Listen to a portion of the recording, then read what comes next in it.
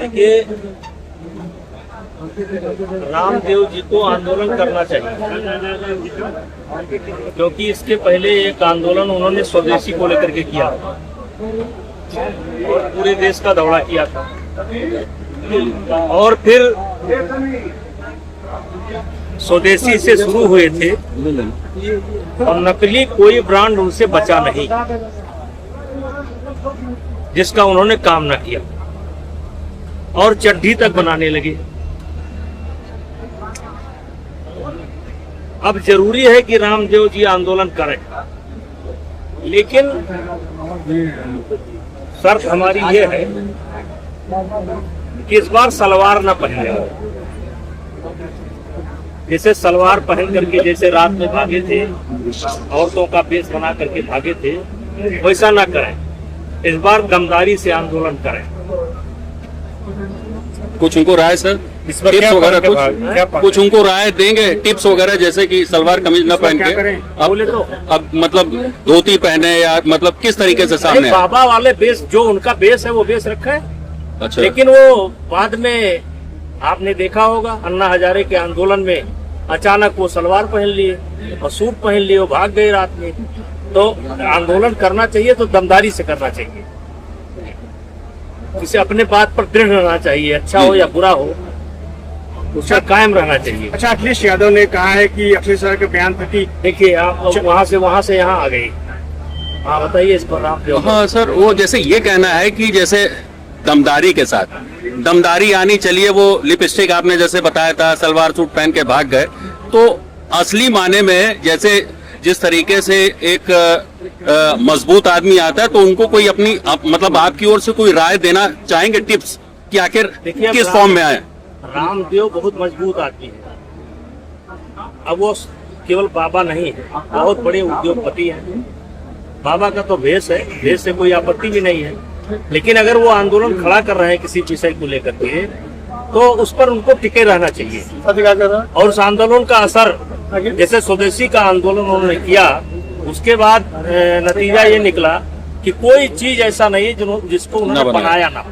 कोई चीज, कोई ऐसा व्यापार नहीं है जिसमें न कूदे, घुसे ना हो। और नकली खाद्य पदार्थ के वो सम्राट हैं। मेरी निगाह में नकली खाद्य पदार्थ के वो सम्राट हैं। उनके रोज नमूने फेल होते हैं, रोज हाई कोर्ट टिप्पणी करता है, रोज सुप्रीम कोर्ट टिप्पणी करता है।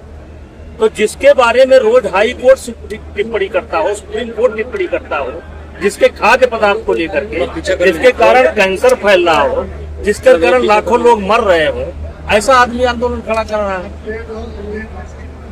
वो आंदोलन को तो उनको नकली खाद्य पदार्थ के खिलाफ सबसे पहले करना चाहिए, क्योंकि जो बीज उन्होंने बोया उसका असर ये है कि गांव-गांव में 10-10, 5-5 लोग आज कैंसर के मरीज दिखाई पड़ रहे हैं। अकेले वो नहीं है, तो अकेले उनको जिम्मेदारी दी जाती है। सांसद जी, इस मामले में सरकार को आना चाहिए, एक स्ट्रिक्ट एक्शन लेना चाहिए, क्या कहना चाहेंगे? देखिए, सारी चीजें सरकार पर नहीं डाली जा सकती। मेरा स्पष्ट मत है कि जैसे दूध और दूध से बने हुए पदार्थ, प्रोडक्ट, हमारे देश के अंदर उतना ही दूध है कि 2 चम्मच बड़े लड़के को, 1 चम्मच छोटे लड़के को गिलास भर दूध किसी के हिस्से में नहीं आता। यानी ज्यादातर दूध नकली है, ज्यादातर दूध नकली है, कृत्रिम है, बनाया हुआ है। अब इसके लिए सब चीजें सरकार के ऊपर नहीं डाली जा सकती। तो आखिर एक्शन कौन लेगा? सरकार अगर सब करती ही होती तो आज ये क्यों होता? तो हमारा सलाह ये है कि खुद बचो, अपने परिवार को बचाओ। अच्छा सर, बसपा विधायक उमाशंकर जी काफी लोकप्रिय थे, और उनके बेटे योगेश को, हमसे उम्र में कम थे जी, लेकिन हमारा संबंध हमको लगता है 10 साल पहले हमारा संबंध हुआ था। हम एक दूसरे को नहीं जानते थे, और उसके बाद हमारे बहुत इनके मधुर संबंध रहे। बड़े मृदुभाषी थे, बड़े जैसे एक मिलनसार थे, और 3 बार से लगातार यहाँ पर भारी वोटों से हर परिस्थिति में, आप समझ रहे हैं, हर परिस्थिति में ये विधायक बने, और आज कम उम्र में उनका निधन हो गया।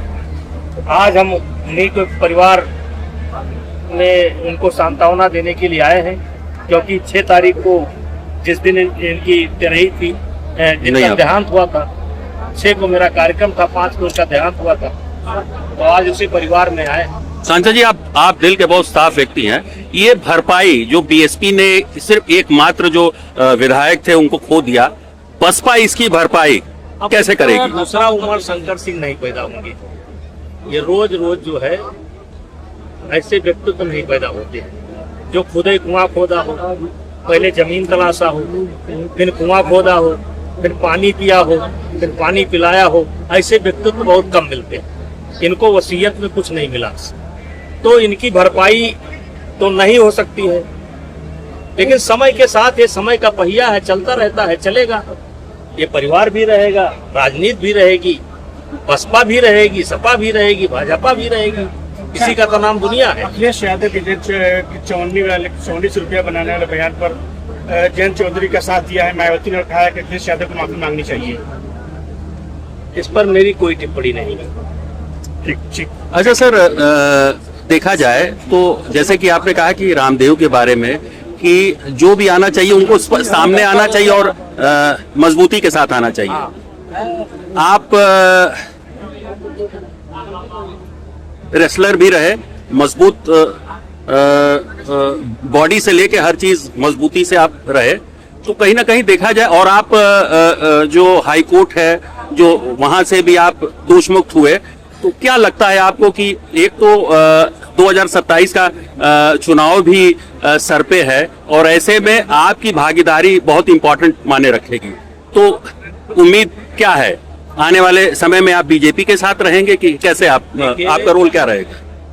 देखिए, हम भी राजनीतिक प्राणी, बेटा एक विधायक है, हम सांसद हैं, और अब भी हम समाज से जुड़े हैं, और हम ईश्वरवादी हैं। हम भाग्य को मानते हैं, जो ना मानते हैं वो ना माने। जो प्रकृति को चैलेंज करते हैं, भाग्य को चैलेंज करते हैं, ईश्वर को चैलेंज करते हैं, जो माने या ना माने। कुछ चीजें हम आपके हाथ में नहीं होती, कर्म करना केवल आपके हाथ में। तो कर्म, राजनीति में जो कर्म होता है वो सारे कर्म को मैं कर रहा हूँ, आगे परिणाम जो ईश्वर ने लिख रखा होगा वो होगा। 2000 चंदा चोरी में सही सांसद जी, आपका हर सवाल विवाद वाला ही है। सांसद जी, देखा जाए तो कहीं ना कहीं जो आज की परिवेश की जो राजनीति है, कहीं ना कहीं एक दूसरे पे आरोप लगाने का है, लेकिन आपको हम लोग देखें कि बड़ा स्पष्ट रहते हैं, जिसके साथ हैं तो हैं।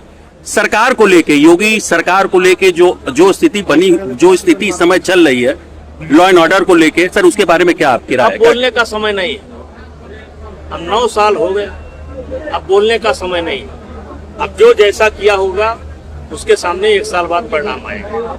इस पर बहुत टिप्पणी करने की आवश्यकता नहीं। 2027 सपा का होगा, भाजपा का होगा कि बसपा का होगा?